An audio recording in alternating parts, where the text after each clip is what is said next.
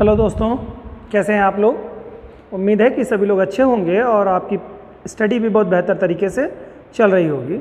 आइए हम लोग मुद्दे पे अपने आते हैं। आज का जो हम लोगों का टॉपिक है काफ़ी इंटरेस्टिंग टॉपिक है। ये आपकी काफ़ी अच्छी समझ इससे आपकी विकसित हो जाएगी कि विश्व की जो आज संरचना दिखती है ग्लोब में, आप देखते हैं मैप को, आप देखते हैं मैप में विश्व को देखते हैं तो वहाँ पर आपको जितने भी महाद्वीप हैं यानी स्थल खंड जो आपके हैं और जलीय खंड हैं, जो संरचना दिखाई देती है, एक्चुअल में ये कब उत्पन्न हुई, कैसे ये संरचना बनी और किस काल से इसकी बिगनिंग हुई, ये सब तमाम सारे ऐसे विषय हैं जिनके बारे में जानना बहुत ही ज़रूरी है कंपटीशन के पॉइंट ऑफ व्यू से।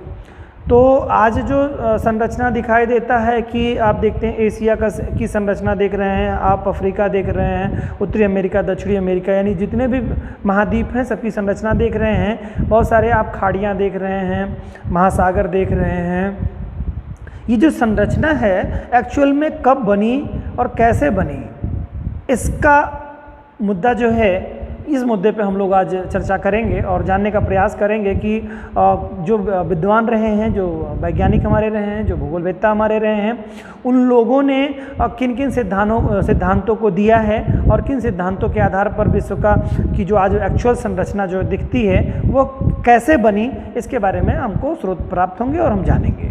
आज हम लोग इसकी शुरुआत कर रहे हैं विश्व की संरचना को समझने का, कि विश्व के जो स्ट्रक्चर आज जो ग्लोब में दिखता है हमको, ये कब बना, कैसे बना और इसकी ऑथेंटिक न्यूज क्या है, मतलब ऑथेंटिक प्रमाणित तथ्य क्या माने जाते हैं कि पृथ्वी की संरचना जो ये बाहरी बनावट है, यानी जो दिखता है हमारा मैप में विश्व दिखता है, वो कैसे बना, यानी महाद्वीप एक दूसरे से कैसे मतलब एक दूसरे से दूर कैसे हुए, है ना, बीच में खाड़ियाँ कैसे आई, बीच में महासागर कैसे बने, या क्या ये हमेशा ऐसा ही था या ऐसा बाद में बना, या कुछ संरचनाओं में कुछ परिवर्तन हो रहा है। जैसे बहुत सारी जगहों पे आप देखते हैं पर्वतों का निर्माण, जो वलित पर्वत हैं, फोल्डेबल माउंटेन आप देखते हैं, रॉकी है, एंडीज़ है, हिमालय है, आल्प्स है, तमाम सारे ऐसे पर्वत हैं जो कि फोल्डेबल माउंटेन के उदाहरण आपको दिखाई देते हैं। तो ये संरचना कब बनी, क्या ये शुरुआती दौर से पर्वत थे या नहीं थे, है ना, ये इन सब चीज़ों के बारे में हम लोग देखेंगे आज चर्चा।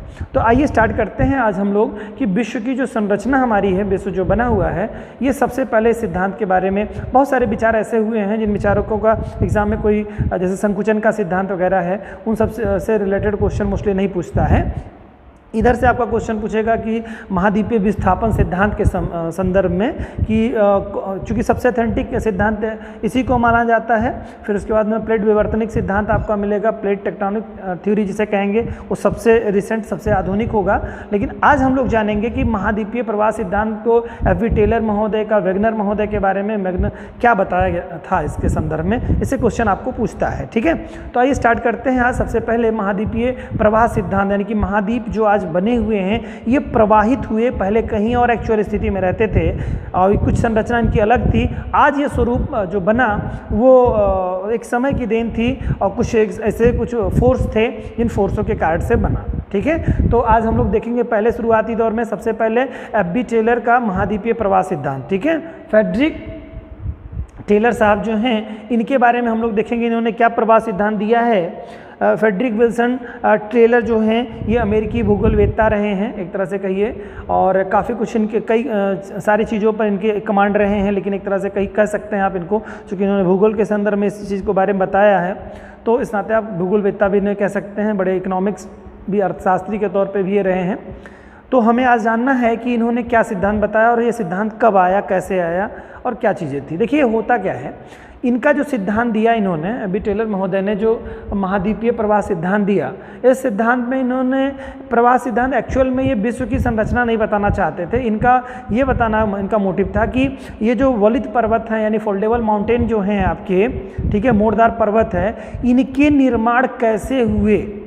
ठीक है, जैसे हिमालय कैसे बना, हिमालय पर्वत है, आल्प्स पर्वत हो गया। ठीक है, तो ये सब जो पर्वत आपके अल्पाइन पर्वत श्रेणी है, इन सब का निर्माण कैसे हुआ, या आप कह सकते हैं कि आपका उत्तरी अमेरिका, दक्षिणी अमेरिका में स्थित रॉकी और एंडीज पर्वत श्रेणी, ठीक है, इनके निर्माण कैसे हुए, इनके शोधों को लेकर के टेलर महोदय ने अपने सिद्धांत देने का प्रयास किया था। ठीक है। लेकिन फिर आगे चल करके ये एक महाद्वीपीय सिद्धांत के रूप में भी समझ में आया। फिर उसके बाद में वेगनर महोदय ने भी अपना सिद्धांत दिया है इसमें, ठीक है। तो वो सब चीज़ों के बारे में हम लोग देखेंगे कैसे क्या है। इन्होंने टाइडल फोर्स के बारे में बताया, ज्वारीय बल के बारे में बताया कि ज्वारीय बल कारक है इसके लिए। तो चलिए स्टार्ट करते हैं, इसको समझते हैं। इनका जो मकसद था, इनका उद्देश्य था, वो क्या था?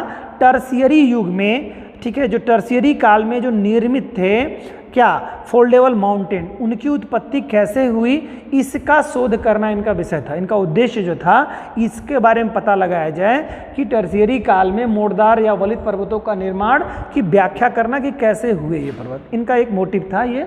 इन्होंने ये सिद्धांत 1908 ईस्वी में दिया था। हालांकि इसका प्रकाशन 2 साल बाद 1910 में प्रकाशित हो पाता है इनका सिद्धांत। 1910 में आया था सिद्धांत, ठीक है।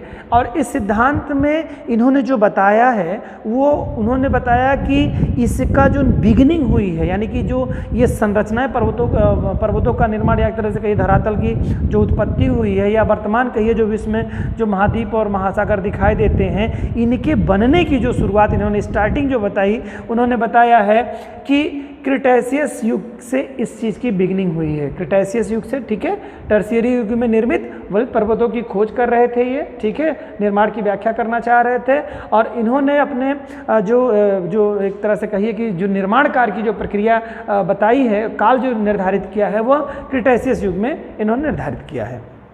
अब इन्होंने निर्धारित किया तो क्या क्या चीज़ें, कुछ थोड़ी गौड़ चीज़ें बताएं। इन्होंने क्या बताया कि पृथ्वी एक्चुअल में जो आज दिख रही है वो इस रूप में नहीं थी। उन्होंने बताया पृथ्वी के तब उस समय 2 हिस्से थे, मतलब पृथ्वी के 2 हिस्से, मतलब आप समझिएगा पृथ्वी तो पूरी हो गई जिसमें जल और महासागर और महाद्वीप दोनों हैं। मेरा पृथ्वी से सेंस है कि स्थल मंडल और जल मंडल, ठीक है, यानी महाद्वीप और महासागर कहिए, ज़्यादा बेहतर ये रहेगा कि आपके जो महाद्वीप हैं, ये पहले महाद्वीप जिस रूप में दिख रहे थे ऐसे नहीं थे। एक्चुअल में महाद्वीप के 2 हिस्से हुआ करते थे।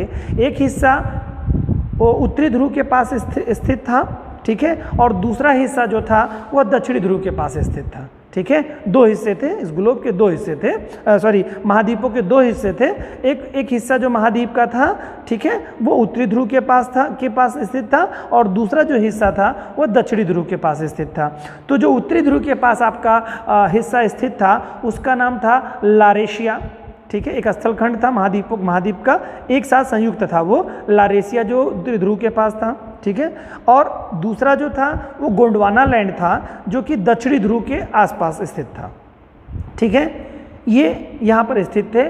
और ये जो महाद्वीप के हिस्से 2 पार्ट जो बड़े हिस्से थे, ये दोनों हिस्से समय के साथ टाइडल फोर्स के कारण, ठीक है, ज्वारीय बल जिसे कहा जाता है, ज्वारीय बल का आधार इन्होंने बताया। ध्यान से इसको नोट कर लीजिएगा कि ज्वारीय बल का इन्होंने आधार बताया, और ज्वारीय बल के कारण से ये जो बल है, मतलब जो ये दोनों लारेशिया और गोंडवाना लैंड, जो लारेशिया उत्तरी ध्रुव के पास था और गोंडवाना लैंड दक्षिणी ध्रुव के पास था, ये ज्वारीय बल के कारण से खिंचाव इनमें हुआ, और इनका जो अपने मूल स्थानों पर यानी ध्रुवों के पास थे, वहाँ से इनका विस्थापन होकर के किधर की तरफ आया, ये भूमध्य रेखा की तरफ ये गतिशील हुए, और भूमध्य दिशा की तरफ गतिशील होते होते ये पश्चिम की तरफ भी गतिशील हुए।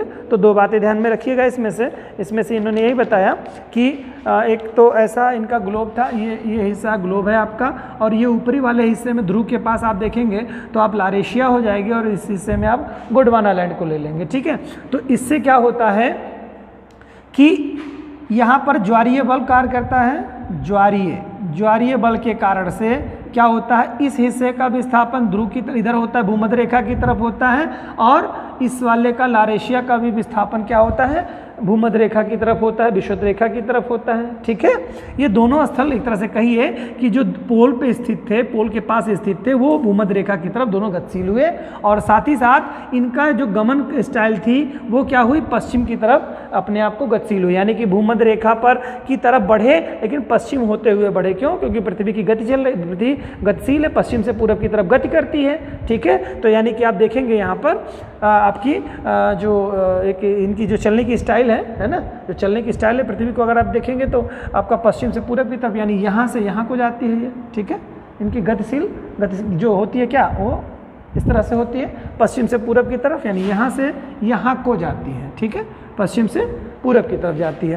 तो इस कारण से जब जा रही थी वो पृथ्वी वेग के साथ में, तो इसका जो स्थलखंड होगा तो वो क्या होगा, पश्चिम की तरफ गतिशील हो जाएगा, ठीक है। तो ये बात ध्यान रखिएगा। तो ये ज्वारीय बल के कारण से पश्चिम की तरफ गतिशील, मतलब जो है भूमध्य रेखा की तरफ ये गतिशील थे और पश्चिम की तरफ इनका झुकाव था, ठीक है। यानी कि आप भूमध्य रेखा और पश्चिम भी कह सकते हैं इसको, इसका इनका था। और इन्होंने क्या बात बताई, ये जो महाद्वीप बने हुए थे, ये आप लोगों ने जो रासायनिक संगठन देखा है सियाल, सीमा और नीफे के बारे में, तो इन्होंने महाद्वीपों के बारे में बताया कि एक्चुअल में महाद्वीप का जो निर्माण हुआ था वो सियाल से बना हुआ था, सिलिका प्लस एल्युमिनियम से निर्मित थे, ठीक है। और जो महासागर थे ये सीमा से निर्मित थे, ठीक है, सिलिका प्लस मैग्नीशियम से निर्मित थे। तो ये जो सीमा जो थी ये भारी थी और सियाल जो था वो हल्का था।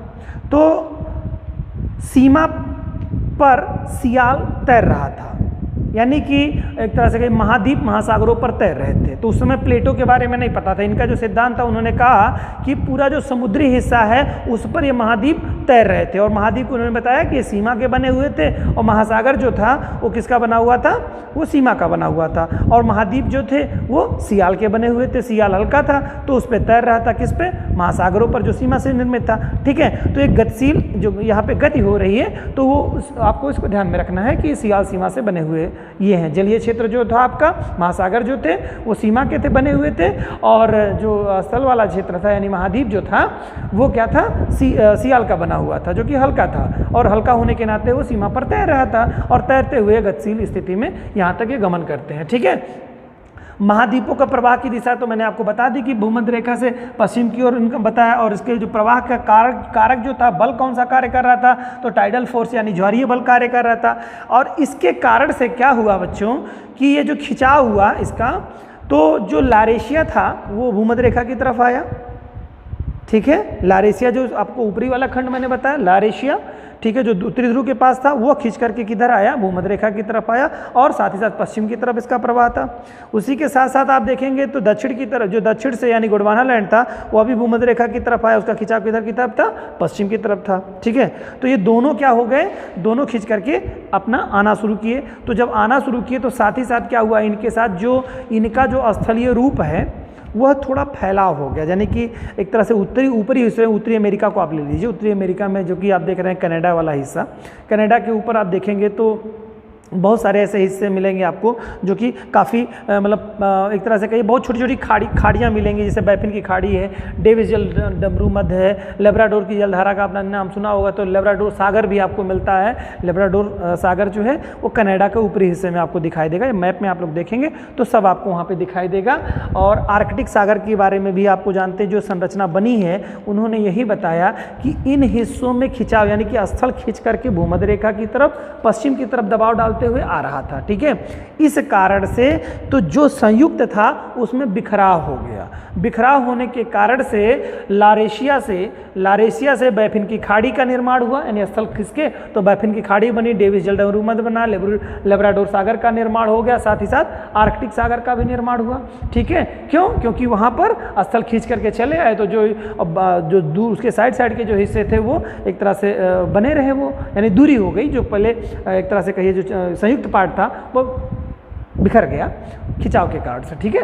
क्यों कारण था, ये कारण तो आप समझ गए होंगे, ठीक है। अब गोंडवाना लैंड से इन्होंने बताया क्या कि गोंडवाना लैंड भी भूमध्य रेखा की तरफ ध्रुव से आ रहा था, ठीक है, पश्चिम की तरफ झुकाव था, तो इसके होने से ग्रेट ऑस्ट्रेलिया बाइट का निर्माण हुआ। और राज सागर भी आप देखते हैं कि ऑस्ट्रेलिया के नीचे आपको दिखाई देगा, तो राज सागर का जो खिंचाव निर्माण हो रहा है तो वो इसी कारण से हो रहा है, इन्होंने ये बात बताई। साथ ही साथ इन्होंने बताया कि जो हिमालय पर्वत है आपका, उसका निर्माण भी आप देखेंगे। इन्होंने कहा कि रास्ते में जिधर को ये जा रहा था, मतलब मीन्स इनका कहने का ये था कि जिस तरफ मतलब यानी गोंडवाना लैंड को ले लेते हैं। अब गोंडवाना लैंड होगा क्या, भूमध्य रेखा की तरफ प्रवाहित होगा और साथ ही साथ पश्चिम की तरफ झुकाव लिए रहेगा ये, ठीक है। तो रास्ते में जो अवरोध पड़े, अवरोधों के कारण से जो दबाव पड़ा इन महाद्वीपों पर, तो उससे फोल्डेबल माउंटेन्स की उत्पत्ति हुई। यानी दबाव पड़ने के कारण से वहाँ पर महाद्वीपों की वलित पर्वतों का निर्माण हुआ। चूँकि इनके बारे में शुरुआती दौर में हम लोगों ने बात की थी कि टर्शियरी युग में क्या किया गया था, इन्होंने क्या किया था कि वलित पर्वतों का निर्माण की व्याख्या करने के लिए ही इन्होंने किया था कि टर्शियरी युग में जो वलित पर्वत बने हुए थे और कैसे बने थे, निर्माण की व्याख्या करना था। ठीक है।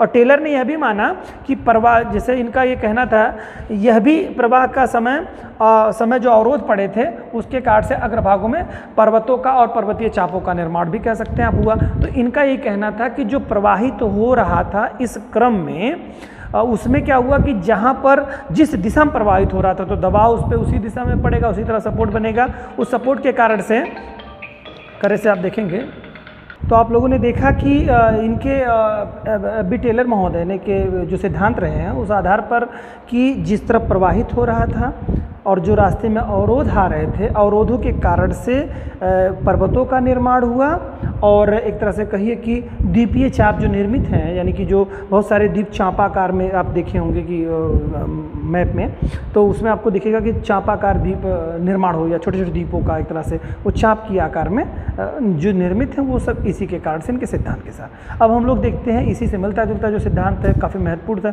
सिद्धांत है, वेगनर का महाद्वीपीय प्रवास सिद्धांत। आइए एफ बी टेलर के महाद्वीपीय विस्थापन सिद्धांत के बाद जानने के बाद हम लोग अब आगे के क्रम में देख रहे हैं कि वेगनर महोदय ने क्या सिद्धांत दिया महाद्वीपीय प्रवास सिद्धांत के बारे में। काफ़ी ऑथेंटिक सिद्धांत इनका माना जाता है रहा, जब तक कि रिसेंटली मत नहीं आए थे, काफ़ी ऑथेंटिक माना जाता है। इससे एग्जाम में भी क्वेश्चन काफ़ी पूछता है। तो आइए जानते हैं क्या है। एक्चुअल में 1912 ईस्वी में एफ बी टेलर के सिद्धांत देने के बाद में, महाद्वीपीय विस्थापन सिद्धांत के बाद में, इन्होंने अपना सिद्धांत, वेगनर महोदय ने अपना महाद्वीपीय विस्थापन का सिद्धांत दिया। इन्होंने जो सिद्धांत दिया है वह साम्य स्थापना का, जिसे जिग्सा फिट के सिद्धांत के नाम से भी जाना जाता है, बहुत ही महत्वपूर्ण है। इसको पूछता है कि किस विद्वान ने, किस वैज्ञानिक ने या किस भूगोलवेत्ता ने जिग्सा फिट सिद्धांत को दिया, या साम्य स्थापना का सिद्धांत किसने दिया, तो वेगनर महोदय ने दिया 1912 ईस्वी में दिया। ठीक है। इन्होंने क्या बताया है जिग्सा सिद्धांत, आप पहले व्यवहारिकता में समझ लीजिए कि क्या है एक्चुअल में।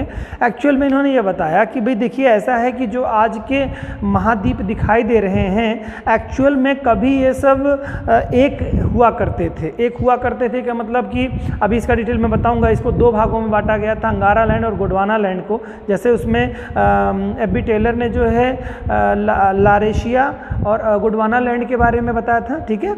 वहाँ पर क्लासिफिकेशन किया था, दो हिस्से बनाए थे उन्होंने, और उन्होंने उत्तरी ध्रुव और दक्षिणी ध्रुव पर स्थित बताया था लारेशिया को और अंगारा लैंड को, जो है गोंडवाना लैंड को। तो वो विस्थापित होकर के भूमध्य रेखा की तरफ है, उनका सिद्धांत ये था। लेकिन इनका जो सिद्धांत है, उन्होंने ये बताया कि सारा महाद्वीप एक जगह पे कलेक्ट था। ठीक है। और महासागर फिर अलग अलग, पूरा महासागर था। तो बहरहाल इसको अभी जानिए कि इन्होंने सिद्धांत के बारे में क्या कि पूरे जो महाद्वीप हैं, पूरे टोटल जो महाद्वीप हैं, एक्चुअल में ये सबको अगर व्यवस्थित किया जाए, सिमेटा जाए, तो वो एक संरचना में फिट बैठ जाते हैं। जैसे अगर हम दक्षिणी अमेरिका को ले लें और उसको हम अफ्रीका के पश्चिमी तट पर के ला करके उसको चस्पा करें तो लगभग करीब में वो फिट बैठ जाता है। उत्तरी अमेरिका को अगर हम दक्षिणी पश्चिमी यूरोप की में ला करके फिट करें तो लगभग करीब में वो सेट बैठ जाता है। उसी तरह से अगर हम इंडिया को देखें तो इंडिया को अगर हम शिफ्ट करके अफ्रीका की तरफ ले आते हैं, मेडागास्कर के पास में, मेडागास्कर वगैरह को अगर मिला लिया जाए तो भारत फिट बैठ जाएगा किसके साथ में, आपका अफ्रीका में सेट बैठ जाएगा। और देन इसी के साथ अगर देखें हम, जो हमारा ऑस्ट्रेलिया है वह भी सेट बैठ जाएगा। तो इनका सिद्धांत ये था कि सबको ला करके अगर कलेक्ट किया जाए तो सारे व्यवस्थित हो जाए, पूरा स्थल एक हो सकता है। यही जिग्सा फिट का सिद्धांत कहलाता है। ठीक है। जिग्सा फिट का सिद्धांत जो आपका है, ये वेगनर महोदय का द्वारा दिया गया सिद्धांत है। ठीक है। अब कब दिया गया इसके बारे में देखिए, कार्बोनिफेरस युग में। ठीक है। कार्बोनिफेरस युग में पृथ्वी के सभी स्थल आपस में एक थे, ऐसा मानना था वेगनर महोदय का कि कार्बोनिफेरस युग में सारे स्थल खंड एक हुआ करते थे। ठीक है। और जो है जब सब हुआ करते थे एक, तो दो ही हिस्से बनते थे, यानी कि ग्लोब में अगर हम देखें इसको तो कुछ संरचना ऐसे बनेगी। इनका जो सिद्धांत था उन्होंने ये बताया और ऐसे ही एक संरचना बना दी इन्होंने, ये बना लिया, इसको बना लिया इन्होंने, ये पूरा ग्लोब आपका हो गया। ये हो गया आपका महाद्वीप, महाद्वीप इसको बना लिया, नहीं स्थल खंड बना लिया, और यह जल वाला हिस्सा था, ठीक है, जल वाला। तो इसको इन्होंने दिया नाम पैंजिया।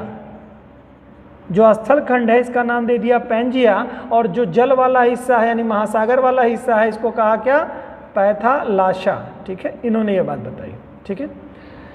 कार्बोनिफेरस युग के बारे में बात हो रही है। कार्बोनिफेरस काल में जो है ये सारे स्थल खंड एक हुआ करते थे, ठीक है, और स्थल खंड जो एक हुआ करता था इसका नाम दिया उन्होंने पैंजिया बताया, और जो जलीय क्षेत्र था उसको पैथालाशा यानी महासागरों को पैथालाशा कहा, ठीक है। समय के साथ परिवर्तन होता चला गया और कुछ बल ऐसे थे जिनके बारे में, बलों के बारे में देख लीजिए, बड़ा महत्वपूर्ण है इसमें। एक तो गुरुत्व बल, कई बलों का प्रयोग किया, उसमें बी टेलर ने केवल ज्वारीय बल के बारे में बताया था, लेकिन यहाँ पर क्या है, गुरुत्व बल बताया है। और उसके बाद में प्लवनशीलता या इसको प्लावकता का नियम भी कहते हैं, फोर्स ऑफ बॉयंसी भी कहते हैं इसको इंग्लिश में, फोर्स ऑफ बॉयंसी, कभी कभी हिंदी में लिख के दे देता है बॉयंसी फोर्स के बारे में, कि मतलब क्या है, किसका का वैगनर में कि महाद्वीपीय सिद्धांत में कौन सी फोर्स कार्य करती है, तो बॉयंसी फोर्स है जो है, फोर्स ऑफ बॉयंसी भी कार्य करती है। ये इसका मतलब हुआ कि हिंदी में अगर कहेंगे उत्प्लावकता का बल कहिए, या कह सकते हैं प्लवनशीलता का बल। और साथ ही साथ इन्होंने ज्वारीय बल को भी, यानी कि इन्होंने एक बल को ही आधार ना बना करके इन्होंने 3 बलों को आधार बनाया। ये जो संरचना में विकृति आई या जो स्थल खंड जो टूटा उसके लिए, ठीक है। तो क्या बताया था इन्होंने बल के बारे में, इन बलों के कारण, यानी कि गुरुत्व बल के लिए, बॉयंसी फोर्स के कारण और ज्वारीय बल के कारण से ये जो पैंजिया था यह टूटा, ठीक है, पैंजिया टूटा और ये पैंजिया जो था ये बीच में स्थित था और सारी तरफ वो क्या थे आपके महासागर थे, यानी जलीय था। पैथालाशा पूरा जलीय क्षेत्र, ये सब जलीय क्षेत्र था, ठीक है। लेकिन यहीं पर हम अगर बी टेलर महोदय में देखें तो उन्होंने क्या बताया था, पहले से 2 खंड लारेशिया और उसके बाद में गोंडवाना लैंड उन्होंने पहले से बना रखे थे, ठीक है, और वो उत्तरी पोल पे था और एक दक्षिणी पोल के पास में था। लेकिन इन्होंने जो बताया वैगनर महोदय ने, उन्होंने कहा सब एक जगह पर स्थित थे, एक महाद्वीप था, फिर महाद्वीप ब्रेक हुआ, ठीक है, टूटा।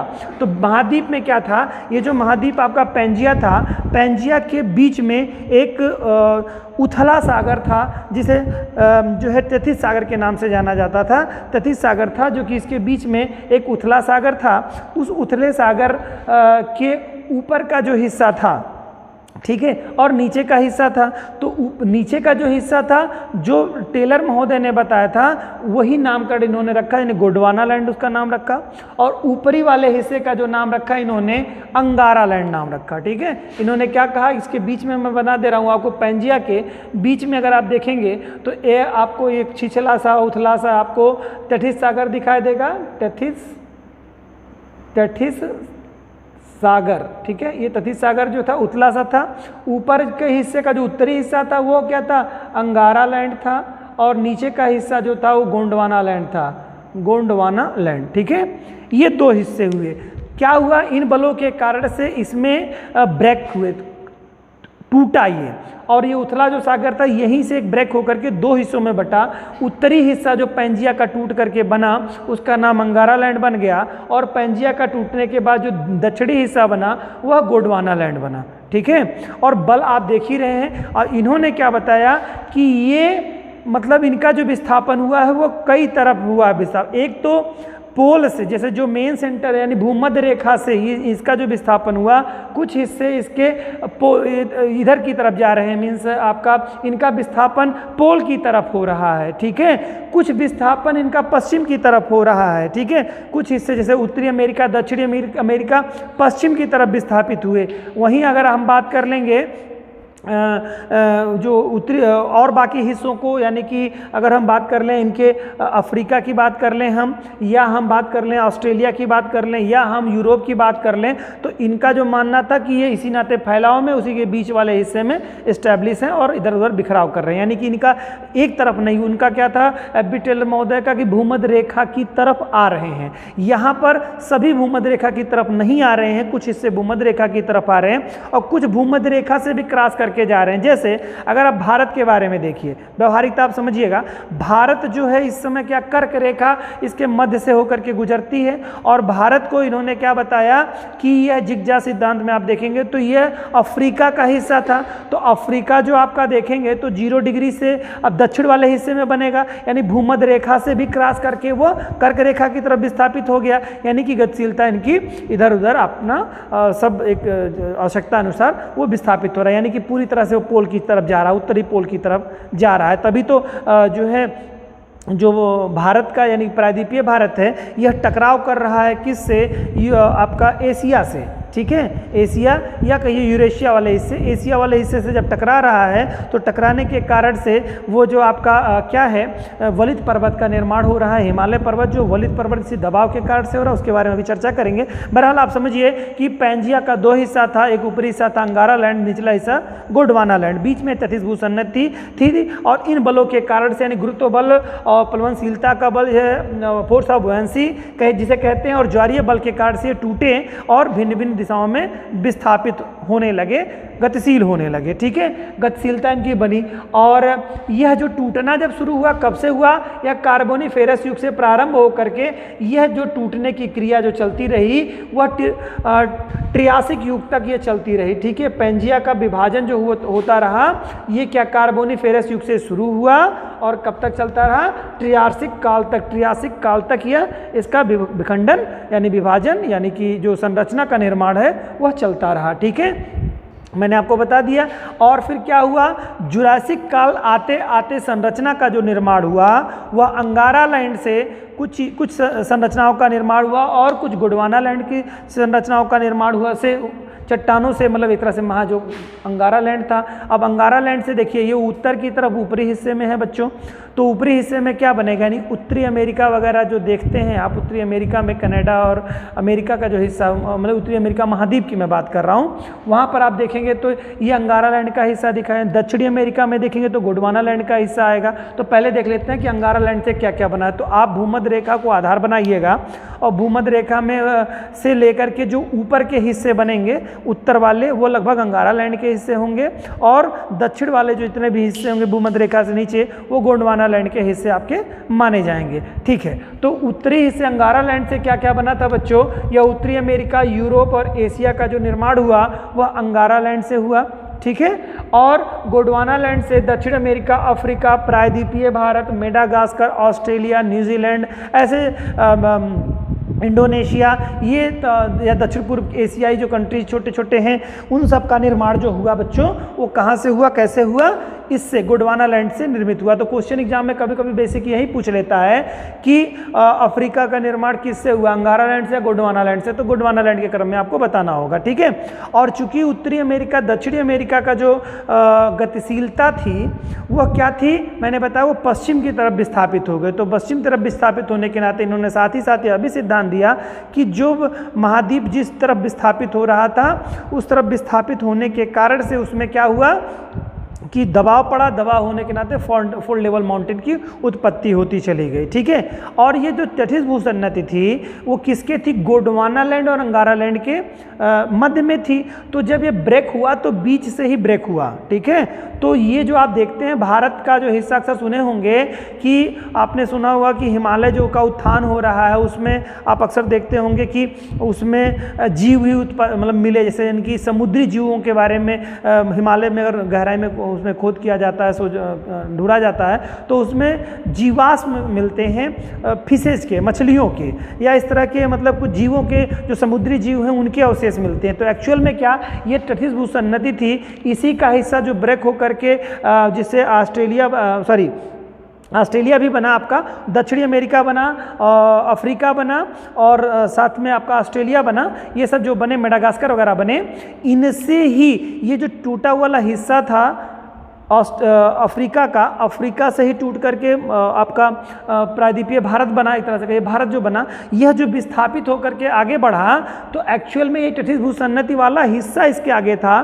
तो यही मलबा जब जा करके एशियाई प्लेट से टकराया, एक तरह से कहिए तो एशियाई प्लेट से जब टकराया तो उसके नीचे के जितने मलबे थे, क्योंकि नरम मिट्टी एक तरह से थी वो, है ना, तो उस दबाव के कारण से वो उठते चले गए और मलबा काफ़ी ऊंचाई तक उठता चला गया, जिससे कि फोल्डेबल माउंटेन हिमालय का निर्माण हो गया। ठीक है, तो तटीय भूसन्नति में मतलब देखिए हिमालय में जो अवशेष जीवाश्म के अवशेष पाए जाते हैं वो तटीय भूसन्नति के कारण से ही पाए जाते हैं। तो ये बात थोड़ी सी आपको समझ में आ गई। इन्होंने क्लासिफिकेशन किया था अंगारा लैंड और गोंडवाना लैंड में, दो हिस्सों में इन्होंने बांटा था इसको।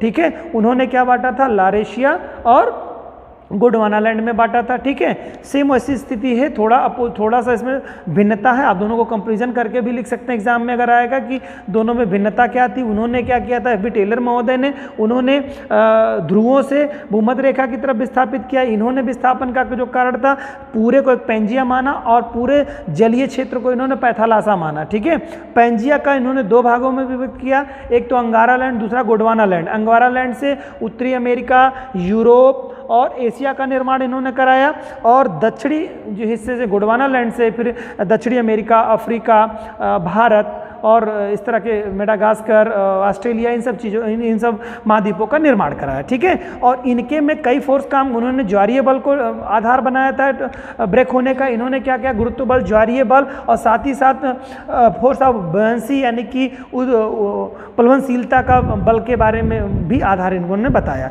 इस आधार पर इन्होंने ये क्लासिफिकेशन कर रखा है। इन्होंने अपने तर्क को सिद्ध करने के लिए बच्चों बहुत सारे ऐसे आधार बताए। उन्होंने ये, जैसा कि पहला आधार अभी मैंने चर्चा किया कि सारे को अगर जोड़ दिया जाए तो सब एक जैसे ही मतलब सेट हो जाते हैं, लगता है कि उसी में से मतलब उसी के जैसे ही हैं, बिल्कुल उसी से टूटे हुए हिस्से हैं। साथ ही साथ इन्होंने साम्यता दिखाई, जैसे भारत के संदर्भ में आप देख लीजिए, थोड़ा सा मैं बता दे रहा हूँ आपको कि दो तीन जगहों पे, एक तो इंडिया का आप देखेंगे जितना भी हिस्सा पश्चिमी तट है, अगर पश्चिमी तट पर जो जलवायु जो वनस्पतियाँ, जो जीव जंतु के अवशेष मिलते हैं, वही सेम अवशेष मेडागास्कर या कहिए दक्षिणी अफ्रीका का जो पूर्वी हिस्सा है, ठीक है, वहाँ पर सेम वनस्पतियाँ भी उसी तरह की पाई गई हैं, उसी तरह से जीव के अवशेष भी प्राप्त किए गए हैं।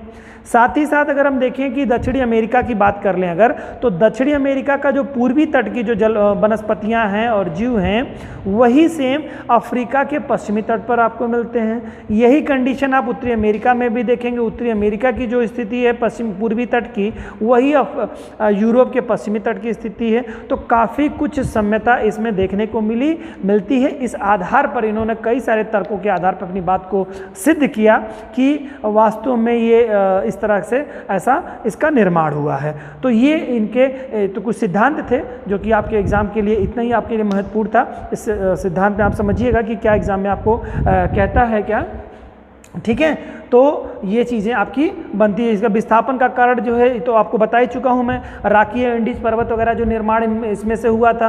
तो ये आप जानते हैं कि मतलब चूंकि ये पश्चिम की तरफ विस्थापित हुए थे उत्तरी अमेरिका और दक्षिणी अमेरिका, तो जब पश्चिम की तरफ विस्थापित हुए तो उनमें दबाव बढ़ने के कारण से इनके फोल्डेबल माउंटेन दक्षिणी अमेरिका के पूरी तरह से पूर्वी बहुत लंबे दूरी में आप देखेंगे तो एंडीज पर्वत का जो विश्व की सबसे लंबी पर्वत श्रेणी है उसका निर्माण हो जाता है। फिर वहीं पर अगर आप उत्तरी अमेरिका के पूर्वी तट पर देखेंगे, पश्चिमी पे देखेंगे तो वहाँ राकीज पर्वत का निर्माण आपको बड़े पैमाने में मिलेगा। वहीं आप भारत का जो हिस्सा जा करके टकराता है एशिया से, वहाँ पर देखें हिमालय पर्वत का निर्माण होता है। साथ ही साथ अगर आप उसमें चले जाएंगे यूरोप के हिस्से में देखेंगे तो यूरोप का जो हिस्सा है उसमें आप देखेंगे तो आपको बहुत सारे पर्वत श्रेणियों का अल्प्स पर्वत श्रेणी वगैरह दिखाई देगी, जो कि वो भी फोल्डेबल माउंटेन के ही उदाहरण मिलते हैं। तो ये तो आपका था वेगनर का महाद्वीपीय सिद्धांत था, जिन्होंने अपना ये बताने का प्रयास किया कि किस तरह से पृथ्वी की उत्पत्ति के मतलब जो जिग्सा सिद्धांत के माध्यम से यह सिद्ध करने का प्रयास किया कि कैसे कैसे जो वर्तमान स्वरूप है वो कैसे रहा है। ये तो खैर बात हो गई